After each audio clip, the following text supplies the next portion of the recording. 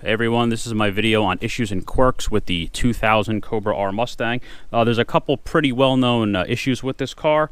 One of the most common is the bubbles that would appear on the hood. The hoods were not properly prepped before they were painted, so it's not uncommon to see bubbles sort of appear in this area. They usually appeared right away. There's cars with less than 100 miles on them that'll have a few bubbles. They're usually pretty small, usually a quarter the size of a dime. So they would usually appear, again, in this area towards more the center of the hood. A lot of owners either outright replace the hoods and put aftermarket ones on, or they would attempt to repaint the original hoods. So that's another something to look at when looking at a Cobra R. Also, the fuel cell they used on this car. This car did not have a traditional gas tank like most cars did. It had a racing fuel cell made by FuelSafe. So the fuel cells had a lifespan on them. From FuelSafe, they say they're only good for 10 years. It seems like they would go in the area of about 20 before they would really begin to leak.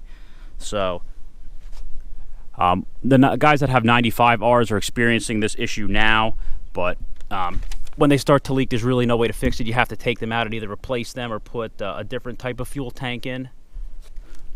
Another well-known issue with this car is the very poor design of the front splitter. That was one of the attributes of this car, the front splitter design that mounts to the bumper. Unfortunately, this is basically just one gigantic piece of plastic.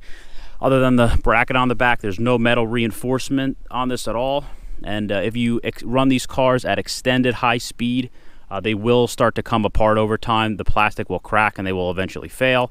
A lot of owners that race these things say that it did make the car feel unstable at high speeds. And because this sits so low, if you're driving it around on the street, you need to be extremely careful. The front edge of the splitter is only about as high as a soda can. So this is where it mounts on the bumper, where the holes are for the Zeus fasteners.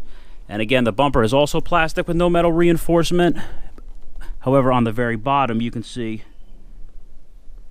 there are two mounts. Those are the only metal that actually held it on. So it was pretty sturdy when it was on, but it was plastic to plastic. So unfortunately, there wasn't a lot of strong support there for if you were racing the car.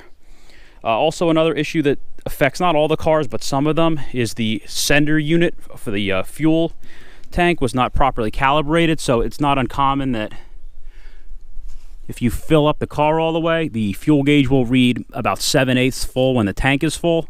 So that's another issue that some cars have. It doesn't affect the drivability of the car other than the gauge just being slightly off. Another issue, Ford is well known for using these Recaro race seats in this car. However, they used a Ford style track with the Recaro seat. The reason that they did that was, had they used a Recaro track, they would have had to crash test one car to prove its integrity, and they didn't want to do that. The issue is, this lever is part of the Recaro seat, and they tried to mate it up to the Ford track. So typically this lever doesn't work on the regular seats. You would pull this lever up and the seat would go forward, and the seat would also tilt to get access into the rear of the car. Obviously, in this car having no back seats, it's really not an issue, but this lever on most of the cars doesn't work. They tried their best to sort of make it work, but over time it seems like the cable stretched out and they stopped working. So you just need to manually roll the seat forward with the adjustment lever to get into the back. Also, a well-known issue with this car for the people that really raced it, the differential that they used in this car created a lot of heat, and the design of it did not promote cooling very well. So if you were going to run this car at extended triple-digit speeds, you would overheat the differential. So if you're going to race the car, you basically have to put a differential cooler in. At the time, there's one available from Ford. For street use, are usually okay, but again, if you're going to race the car, you have to have a differential cooler in this car. And another problem this car had is that there were two recalls on it. The one was for the rear knuckles, and the other issue was for the parking brake lever. It was described that if you parked the car on a very steep hill, that the lever did not have enough clamping force for the rear calipers to hold the car to keep it from moving on a steep hill. So some of the quirks with this car, there's a few of them. The fuel tank, it can't be topped off like a regular fuel tank. Once it's full, it's full. It will not take any more gas whatsoever. Another issue, it's not really an issue, but it is a noticeable clank when you put the car into first gear. The reason it does that is because the way the lash is set up in the rear end.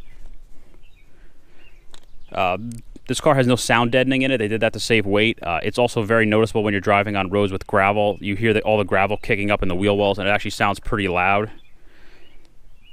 The original tires, which I have taken off this car, I still have, but they had a 100 wear rating, which is extremely soft if you know about tire compounds. And even if you babied the car, the tires would wear down extremely fast because they were sort of a racing compound. So the aftermarket versions were usually a 200 rating to help with the longevity a little bit. And on this car, because of that pressure-sensitive differential, you could not put the spare tire on the back. This car came with a 98 Cobra spare tire. So if you had a flat on the rear tire, what you would have to do is you'd have to jack the front of the car up. You'd have to put the spare tire on the front axle. Then you'd have to take the good tire off the front and put it on the back. So I'm sure it hasn't happened that much, but again, if you're out in this car and you were far away and got a flat, that's the procedure you have to do. You cannot put the smaller spare tire on the back, otherwise it will burn up and destroy the differential. So some quirks with this car. Most of them are pretty much not really a big deal, but overall it's a fun car to drive, and it's definitely one of a kind. Thanks for watching.